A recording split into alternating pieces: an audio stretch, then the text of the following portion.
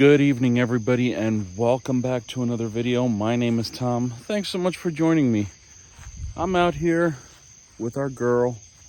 She's doing her thing, inspecting the property, making sure that no deer violated her land. But I just thought I'd come out here for a second. It's super late. I think it's roughly about 1, maybe 1:30 in the morning. I don't know. My watch is on my other hand, and I got a light in this hand because I wanted to make sure there wasn't anything weird coming out of the woods. We've been hearing some weird noises lately. Some strange animals. It actually sounds like there's a bunch of animals fighting, so I don't know if it's just because it's hot and there's less food for them or something. There's been a lot of angry animals out here. Weird noises, like shouting matches and stuff like that. But we're okay. I lit up the bushes over there and the trees over here, so we're good. Anyway, I thought I'd come on here. I'm going to switch gears a little bit. Not about the Bolt EUV, not about electric vehicles, not about GM for a change, but I wanted to share some concerns that I have from my profession. So for those who don't know, I am a network engineer by education. I am a cybersecurity professional by trade, I guess you can call it. I've been doing this sort of work. Well, I've been a network engineer for 24 years. And I've been a cybersecurity, I wouldn't call myself an expert. Let's say a subject matter expert. No, I don't want to use that term. I don't want to use expert as a term because I'm learning every day, and in computer science as a whole, if you're not learning every day, you're doing something wrong. Let's say that I am a professional. Let's say I'm just a subject matter professional. I've been doing cybersecurity work off and on for the last almost 10 years, but for the last, let's say 3.5 of those, it's been full-time. So for those who don't know, I am full-time with the Jet Propulsion Laboratory in Pasadena, California, which is a federally funded research and development center funded by NASA.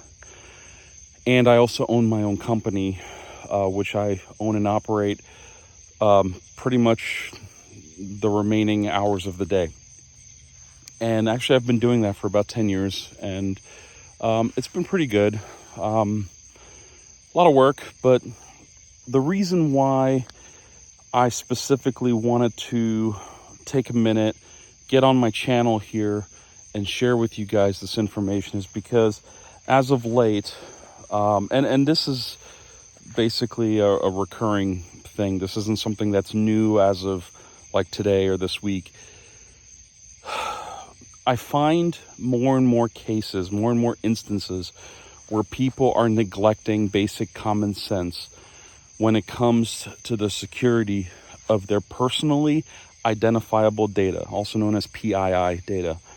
So anything like social security numbers, email addresses, your house address, stuff like that, you need to maintain a certain level of discretion when publishing that information. So there should never be a case where you just willy-nilly over the internet send your information across. Now you can actually do something worse and send like your credit card number through email, which I used to work for Bank of America a long time ago, and my sole job was to filter out emails that had customer PII data in them. And trust me, there were people coming and going and being fired every day for breaking that rule. So, just to be clear, any of that data can be used against you one way or another, whether it's a basic theft or a basic manipulation. You can get into a lot of trouble if you don't take care of that information. Now, I'm going to give you guys an example. There is several phishing expeditions. That's literally what they're called, phishing, except instead of an F, it's PH. So phishing expeditions that have caught on over the last, let's say, few weeks. And they seem very, very legitimate. You have to, as a consumer, as a user, as a internet browsing citizen, you need to understand what companies typically do and what they don't do. Now, any legitimate business on the surface of this planet, this day and age, should not be asking you for any PII data over the phone, via email, through some sort of app. I don't care, text messages, whatever. Even if you're using services that are encrypted, like WhatsApp or even Apple's iMessage service, you have to know that when your data leaves your possession, what happens to it on the other end? What's the possibility that somebody on the other end could then take it and sell it off or disseminate it or share it in a way that's, not good. So more and more of my clients for my company. Now, I'm sure that NASA and JPL as a whole, they have teams and teams of cybersecurity experts that work 24 hours a day. I'm pretty sure they have 3 shifts that do nothing but monitor the security operations and the integrity of the overall architecture of the network. And that goes for all the NASA centers, not just JPL. And I'm pretty sure there's companies out there that do have, a decent security operations center that is actively monitoring, not just passively looking at logs and saying, oh, wow, there was 3,000 failed logins to the server over the course of 3 hours 2 days ago. And, well, it looks like they got in. Oops. Yeah, you don't want that. You don't want that, especially if it's financial or anything like that. Now, with phishing, there's actually a couple more levels of severity. If you get into, let's say somebody sends an email and you get into either a conversation with tech support from a company that you don't know, there's a lot of scammers out there that'll send you an email saying, hey, this is so-and-so from Microsoft support and your contract is lapsing. Please send us $499, what have you. Listen, anybody that asks for money like that in that kind of fashion without a formal invoice attached to it or the means to call, the company and be like, hey, I don't have a support contract with you. And actually, that's another point. If you don't actually have a support contract with a company and never heard of it, that is fake. Please understand me.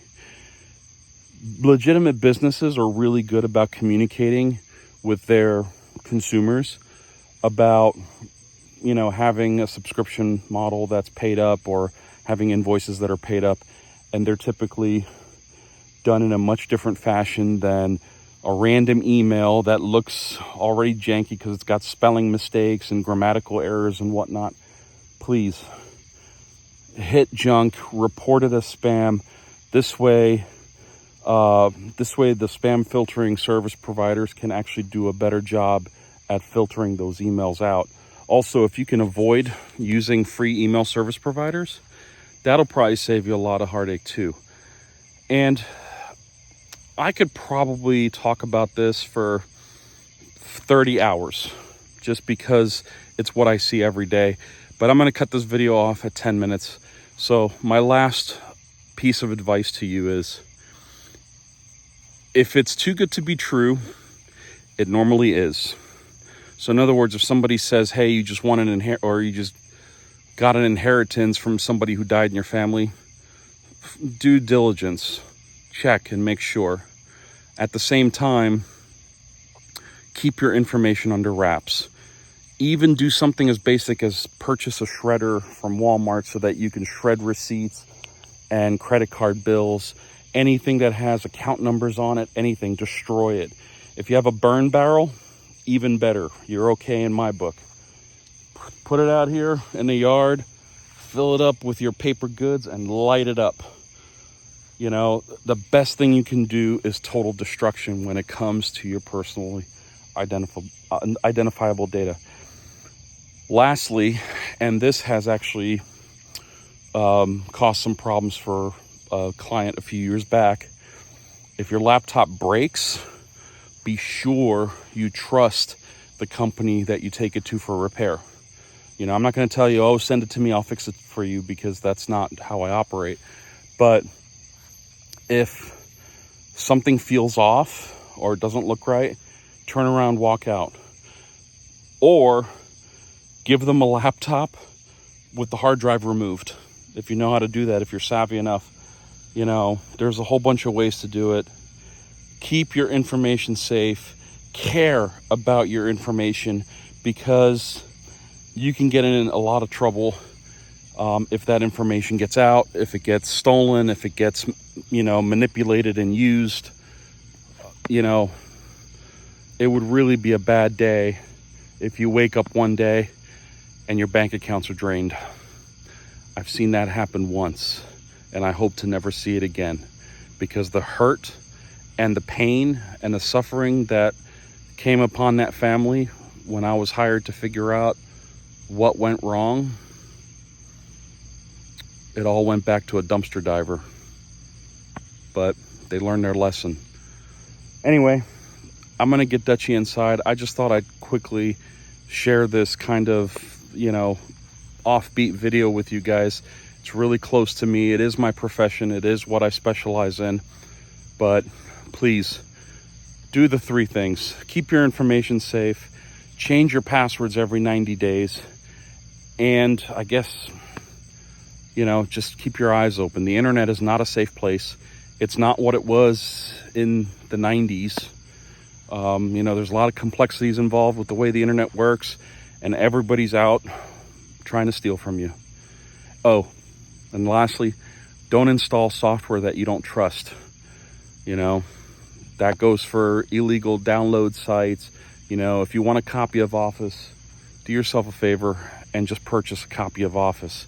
It's $140, and downloading it pirated or illegal just adds to the risk of getting hacked or malware or ransomware or any of that stuff. So if you have any questions, comments, or concerns, go down in the comments. Until next time, thank you so much for watching. Have a good evening. Bye-bye.